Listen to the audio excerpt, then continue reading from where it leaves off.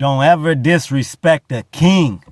Micheal Jai White, Candace Owens tried to tarnish a legend's name, Tupac Shakur. Micheal Jai White says that thug image, that tough image, it's all fake. Candace Owens says that Tupac was gay based on his hand movements at 17 years old. Can't make this up, people. In honor of Martin Luther King Day, this is the Black Icon Spotlight on the 7-Day Theory. We're going to talk about it. We're going to break it down. 7-Day, hit that notification bell, hit that subscribe button. Let's go. You tuned in to the 7-Day Theory. Hard body, hard spirit. What up, y'all? You tuned into the 7-Day Theory. Hard body, hard spirit. Check this. Tupac Shakur, the greatest to ever do it. In my opinion, in my humble opinion, he is not only the greatest rapper to ever live, he is also one of the greatest human beings, one of the greatest revolutionaries, one of the greatest thinkers, talkers, motivators, right? Tupac Shakur. And now we got to break this down because Micheal Jai White and Candace Owens, I made a video on this when this first happened. She claims from an interview Tupac did at 17 years old that based on his hand movements and the way he was talking at 17 years old, his first ever interview, y'all can go look it up, it came out years ago. She claims that Tupac was gay based on his hand movements. Do you know how idiotic that sounds, how shallow that sounds? To not only judge a person by the way they talk and think that, oh, that correlates to whether they like men or women or whether they're straight or gay. It don't add up. That just shows you what type of shallow person this really is and what type of judgmental person this really is. To say that someone was gay, someone she don't know Tupac. I don't know Tupac. I didn't know Tupac. She definitely didn't know Tupac. But I'm not making these claims, right? And there's other people. We've Vlad and all these other people. They done did a whole bunch of interviews on people that really knew Tupac, that were his friends, his brothers, his cousins, right? Tupac was real. What you saw is what you got.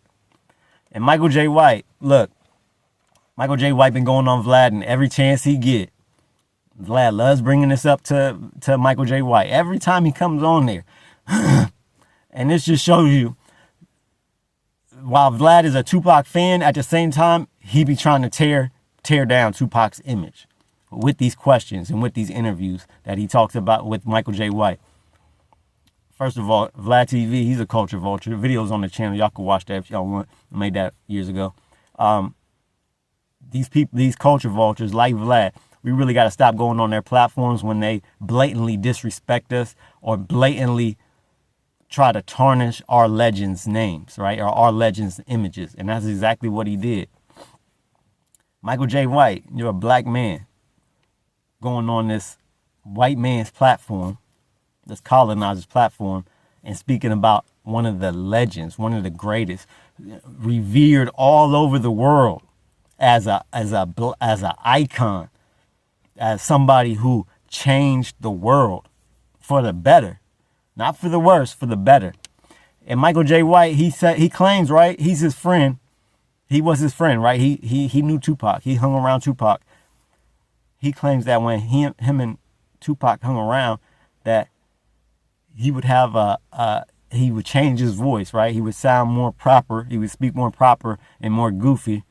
But then when black people came around him and them, he started doing all the like start talking more slang, more ghetto, more hard, right? Look, if that's your friend, then why is you going on these platforms and tarnishing his image and acting like somebody is 100% one way all the time? Newsflash, spoiler alert, people. You heard it here first, 7-Day. Human beings are not the same way 100% of the time. And shout out to Hassan Campbell. He just talked. He made did a live about this. Did a live stream. His video's up to one of the biggest inspirations for my channel. He talked about this. Like, look, 1 minute I might be want to read comic books. Right? I read comic books, right? One minute I might be into want to read comic books, goofing around. Next minute I might want to, I might get into it with somebody. I might disrespect somebody if they disrespected me, right? The next minute I might be on my revolutionary-ish. The next minute I might want to watch a movie and cuddle up with my chick, right? We're not 100% the same way all the time. Human beings are run off emotions and thoughts, right? So yeah, we do have people. I have people in my life that when I get around them, they might be more goofy, and so when I'm around them, I'm acting more goofy, right? Than I normally am. That doesn't mean that I'm faking when I'm acting tough or I'm acting in a different way. It just means that that's another side of me. And Tupac spoke to this. The reason why, and shout out Hassan Campbell again, the reason why we love Tupac, why street guys, and I'm not a street guy, but just people in general love Tupac. It wasn't because he's so tough and he's like just the biggest, toughest dude ever, right? That's not why we love Tupac. We love Tupac because he spoke to our soul. He spoke to our spirit.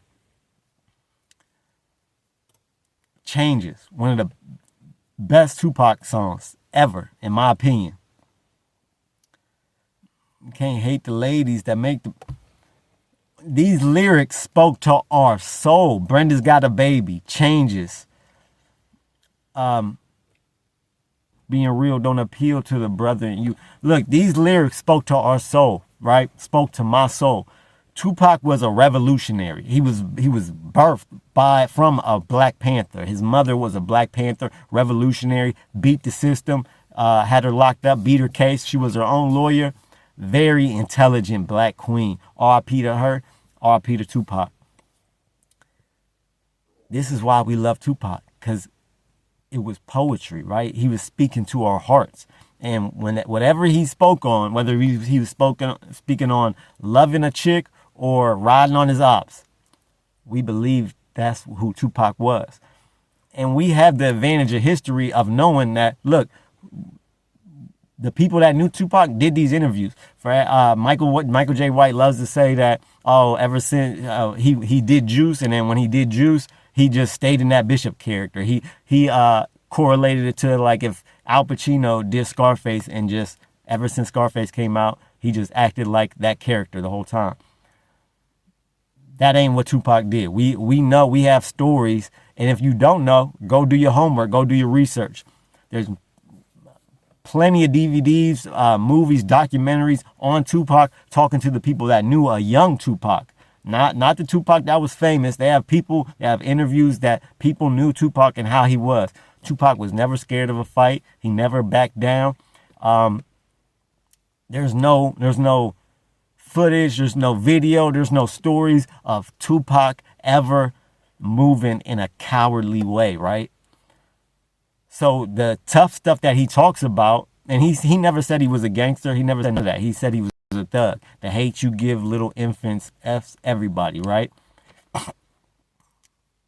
These things were real to him. He came from poverty. He came from the ghetto. He lived in it. And in that interview that Candace Owens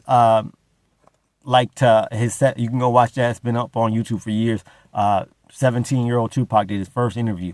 And in that interview, she says because of his hand movements, because he was raised by a woman, right? And when everybody knows, if you're raised by a woman, you start to take on some of their characteristics, whether you're a man or a woman. It just comes with you being a young adult, a teenager, a kid, and you are going to mimic things you see in your parents, right? Certain things, hand movements, the way they talk, the way they say things. This just happens. Doesn't mean that you're gay because your voice or your tone or your hand movements are a little feminine, right? Those things do not match up. 2 + 2 does not equal 4 in this situation. Just because I move my hand, he moved his hands in certain ways and all that, does not mean he liked the same sex. That's just wow. And this is coming from the person that said slavery was a choice, right? This is the type of person that's making these claims. We got 2 people saying Tupac was fake. We got 100 saying that Tupac was who he said he was. And we can go back and look at what he did and know that, yeah, his actions prove that what he said, he was really living by that.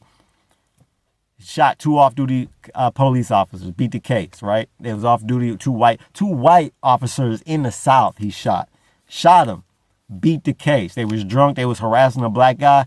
Tupac took it upon himself, didn't know the guy, seen that two white dudes was harassing and beating up a black man, and got in the middle of it, stopped it, and they pulled out their gun, broke Tupac's window. Tupac pulled out his gun, got on his knees, aimed, fired, right? That's not the actions of somebody who's a coward or who's faking, right? Those are actions of he actually did this. And I think people get so jealous and so wrapped up in they want to tarnish his image so bad because he really was that. See, when like we have all these stories of people love to break down an image that is almost because they can't believe that it's true, right? Tupac did all these things, and it's not legend, it's not fable. We know he actually did these things. He went to court for the shooting the officer, right? He really did this stuff. And I think people be so jealous and so hateful of themselves that they're not looked at in that light, and Tupac is, that they want to tear it down, right? Because this man was he was a legend in his own time. The things he did by his actions, because other people are not like that, they get jealous and want to tear that image down. Micheal Jai White says he wants the kids to know that, yeah, these people aren't all the time thugs and gangsters, and that's not really them. Guess what? That was Tupac. Even though, like I said, no one is 100% the same way all the time. Tupac had many facets of his personality and of his self. He had many facets, and it came out in his music. Brenda's Got a Baby, Dear Mama, Dear Mama. I know you was Fiend Mama. You always the black Fiend Mama. All that. Look, he wasn't just one person, just one. Everybody. This is the box that I'm talking about. When people love to put, especially artists, in a box, and put people in general in a box. I don't subscribe to none of that. Don't put me in a box. Don't categorize me as nothing, right? Because I'm many different things. People are many different things. He wants to put Tupac in a box and say, oh, well, he's a gangster rapper, but he was acting goofy with me. Okay, two things could be true at the same time. Yeah, he had a goofy side to him. Tupac was a funny dude, had a great sense of humor. But he also got down when it was time to get down. He was who he said he was. And for Candace Owens, once again, in that interview, she said, "Oh, he's feminine and whatever," and you can tell that he was. There was no thug in this interview. You couldn't where was the thug in this, right? He seemed more feminine in this. Okay, that's a 17-year-old man. You're still learning who you are at that age. You're still becoming who you are. You're not fully developed. If Candace Owens, are you the same as you was at 17 years old? No, you're not. You don't feel. So people grow, people change, things happen to people, right? He got beat by the police after that interview, like 18, 19. Stuff like that changes people. When he got harassed and the police brutally beat him, right? Like a Rodney King for jaywalking. Stuff like that changes you. And he was already speaking on police brutality when that happened. So he went even more, right? Because now it happened to him. These things actually happen to him. But in that interview, he speaks on, even then at a 17-year-old, he speaks on while he was at work, he took upon himself that I think he wanted to leave or something happened where the boss tried to tell him something and he was like, I'm out of here. I'm leaving, right? He took it upon himself to tell the manager off and quit his job because he felt he was disrespected. That's what it was. He felt he was disrespected by his boss. I forget what the boss said, but even then you could see that revolutionary, that rebel personality trait in him by him doing that. some people wouldn't leave their job, right? And this is a 17-year-old kid. I've been in that position too, where I've been at work and manager, I felt disrespected, and look, I might wanted to leave. Sometimes I did, and then sometimes I didn't. I stayed and worked, right? But sometimes at 17, you don't really think things through all the way. So he took it upon himself to leave, right? He always had that rebel personality in him. It's always been in him. Tupac, I believe if Tupac lived longer than he did, the whole gangster image, I think he would have grew out of that, right? And look, he was 25, a young king, right? And he had millions of people, thousands of people in jail. He spoke about this, like people writing him from prisons, like, hey, what's your plan? We behind you. Whatever you say, we going for it, right? And he even spoke to this, like, look, I think he was like 22 or 23 at the time. He's like, I haven't even wrote my plan out yet, and people are coming to me, these gangsters, these revolutionaries, all these people that are behind him that want to make change in the world, and he hasn't even wrote his plan out, but they're behind him, right? Because they can feel and know that what he's saying is true, right? This is why we love Tupac, because he was genuine. He wasn't scared to be who he actually was. And that's what I take from Tupac. Like, he taught me just by watching him, right? One of the best quotes ever. I heard that people say this all the time. I might not change the world, but I guarantee I will spark the brain that will change the world. That line is one of the most prophetic lines he ever spoke. I believe he did. They got murals of him in Africa.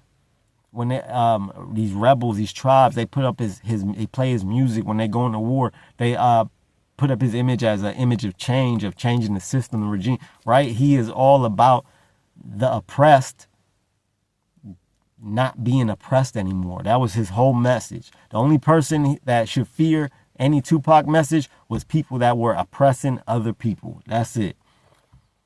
And so even today, that image is used as a symbol for that. And Tupac taught me just by watching him, to be yourself 100% of the time, unapologetically. And it took me a lot of years to get to that point, right? But I'm finally at a point now that I feel like I'm there. Among other things, he taught me a whole bunch of other things, right? But that was one of the most crucial, one of the most important was, don't be afraid to be who you are, right? Don't be afraid to shine. Don't dim your light for other people, right? Everybody has gifts. I believe this wholeheartedly. Everybody is born with a gift. God has gave you a gift at birth. And even if you don't know your gift, you got one. Trust me. You just got to find it. You got to tune in, right? For a long time, I'm a recovering addict. For a long time, addiction dimmed my light, right? I couldn't do anything but that. And once I shook that, then now I could find out, who am I? Who do I want to be? These are questions I had to ask myself. And when I did ask myself them, I didn't like the person I was. So I had to change. I believe if everybody does that, they will find what they're good at, and what their gift is that God gave them. We're all here for a purpose. You know how big of a percentage of a chance that it was for you to even be born. So the simple fact that you are here, if you're here watching this video, the simple fact that you exist is a miracle in itself. A miracle. If you really think about all the stuff that had to happen for your exact characteristics, your exact DNA, your exact body to be birthed, mind, body, and spirit to be birthed in this world, it took a lot. So just that is a miracle. So everybody that's walking, everybody that lived in the past and is living now, it has a purpose and was here for a reason. I truly believe that. So you just got to find what it is in you that will show that light, right? That'll bring that light to you. Don't let other people or other people's opinions dim your light. Do what you want to do. And as long as it aligns with your morals, your principles, and God's, If you have a higher power, that's all that matters. Other people's opinions do not matter. And in the world, look, I just did a video on Snoop Dogg, Rick Ross, Soulja Boy did an event for performing for Donald Trump. Tupac could be rolling over in his grave. These people move off of money, right? They're a slave to money. Tupac was not like that. He had morals, principles, values. The reason why he's not on this earth no more was because he stood on business. He stood on his morals, his principles, his values. One of the guys that he was with, one of the gang members, said, "Hey, that was the guy that tried to steal my chain, right? That I fought in the mall." Orlando Anderson is the guy that tried to steal the chain from one of the blood gang members. Tupac took him when he heard that. He didn't say, "Hey, let me let's go the other way." Or he didn't say, "Hey, why don't y'all go handle that?"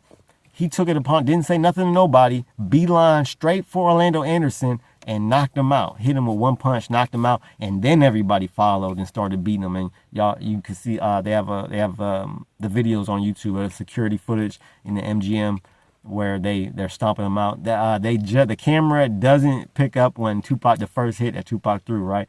It doesn't pick that up, but everything after that did. But Tupac, because of his morals and because he stood on business and was actually being a loyal down friend, that's what got him into trouble, right? So he really moved with the laws of the universe, with how people are supposed to move. He was calling out all these people before it was cool to do so. He called out Diddy years ago before it was cool to do so. Before all the allegations, he knew Diddy. He had interactions with Diddy. Everything, he's kind of a prophet, and the things he said, even with his own unaliving, he kind of predicted that. He was way more than a rapper. He was a thinker, a poet, an actor. He had so many different talents. It's like whatever he did, he was good at it, great at it, really. Tupac, and that's why, and Hassan said this too in his video, this is why Biggie can't hold a candle to Tupac as far as who's the greatest. Tupac is by far the greatest. Every rapper that came out has a Tupac phase. I've said this. Every rapper that came out has a Tupac phase. You don't hear nobody having a Biggie phase where, I'm the new Biggie. Everybody, when they come out, I'm Tupac. I'm the new Tupac. I'm Soulja Boy Tupac. Soulja Boy cut his hair like Juice, like Tupac and Juice. Boosie, Bupac, right? All these things that they wear, they dress like him. They take photos of the same clothes he got on. YG, he dressed like him. All these rappers, they copy his image and big up to him because that's how impactful he was. Every rapper wants to be a Tupac. Every rapper. That's why I say he's the greatest, hands down. Not only one of my favorite rappers of all time, but just human beings, just to study and to watch and listen to and to see how he really thought and how he felt about things. I believe he tried to change the world. And his ambition was unmatched. That's another thing I took from Tupac, is his ambition was crazy. When you have that type of ambition, you can change the world. You can. It starts with you. All it starts with is one person. Once you start moving different and really making positive change, people will see that, and you can affect other people around you. And you never know how many people you can touch if you are really moving like that and really moving with the laws of the universe and really got God in your spirit. People see that and it affects them, right? And it can have a chain reaction. This is what happened with Tupac. Big ups to Tupac. Rest in heaven, young king. Gone too long. R.I.P. Martin Luther King. This is Martin Luther King Day. We just had Trump inaugurated today. We gonna see. Hopefully he does a lot better than he did last time. I didn't vote for him, but if you did, that's your right. I don't see no redeemable or likable qualities in Trump. Hopefully he does America right, because like Dave Chappelle said, everybody, just because we don't like Trump, that don't mean we still live in America. We're still counting on him to do the best job for our country, because he's the leader of our country. So regardless if we like him or not, we're still counting on him. Y'all let me know what y'all think in the comments. Is Tupac more than a rapper? Are you a fan? Was you a fan? Do you think that Tupac was more than a rapper? Was he a revolutionary? Was he one of the greatest thinkers? Was he prophetic? Was he the realest?